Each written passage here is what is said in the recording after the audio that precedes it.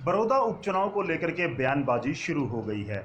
विभिन्न राजनीतिक दलों के नेताओं ने अपनी बयानबाजी से बड़ौदा उपचुनाव को दिलचस्प बना दिया है। जी हां, मैं बात कर रहा हूं जेजेपी संरक्षक डॉक्टर अजय सिंह चौटाला की, जिन्होंने हाल ही में कहा है कि बड़ौदा उपचुनाव में इनेलो को कहीं से भी कम वोट ना मिले।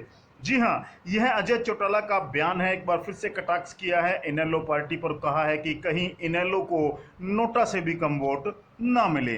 जेजेपी संरक्षक डॉक्टर अजय सिंह चौटाला ने कहा है कि बीजेपी जेजेपी सरकार जनहित में बेहतर कार्य कर रही है। इनेलो पर हमला करते हुए उन्होंने कहा कि बसपा से नकारे हुए लोग ही इनेलो से जुड़े हैं, इनकी जमीन पर कोई पकड़ नहीं है। इतना सब साफ होने के बाद आखिर किस दम पर इनेलो अपने कुनबे को बड़ा होना बता रही है।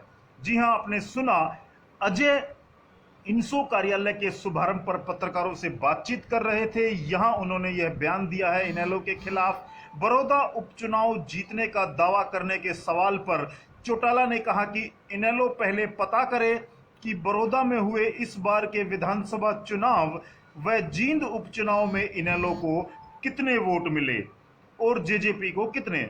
इनेलो को बड़ौदा उपचुनाव में भी इसका पता लग जाएगा। कहीं ऐसा ना हो कि इनेलो को नोटा से भी कम वोट मिले।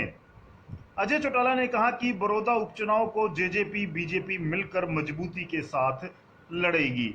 जी हां, जजपा की छात्र इकाई इंडियन नेशनल स्टूडेंट ऑर्गेनाइजेशन के साथ साथ अन्य सीमावर्ती प्रदेशों में भी अपने कार्यालय स्थापित किए हैं। और कार्यालय स्थापना के अवसर पर जब पत्रकारों ने अजय चौटाला से सवाल पूछा तो उन्होंने जवाब देते हुए कहा कि बड़ौदा उपचुनाव में इनेलो को उसकी अपनी जमीनी सतह और हकीकत का पता चल जाएगा। वहीं अजय चौटाला ने संकेत दिए हैं कि बड़ौदा विधानसभा चुनाव में जजपा व भाजपा मिलकर चुनाव लड़ सकते हैं। इससे पूर्व राज्यसभा सांसद व कांग्रेस के नेता दीपेंद्र सिंह हुड्डा भी बयान दे चुके हैं कि बड़ौदा में सभी पार्टियों को धूल चटाई जाएगी और सभी पार्टियों को अपनी लोकता होने का पता चल जाएगा। जी हां, बड़ौदा उपचुनाव को लेकर के यह दूसरा तीसरा बयान है जब राजनीतिक दलों के नेताओं ने खुलकर बयान देने शुरू कर दिए हैं और बड़ौदा उपचुनाव को लेकर के खासी गहमा गहमी नजर आ रही है। और जिस तरह से हरियाणा में उपचुनाव को लेकर के पूरे प्रदेश में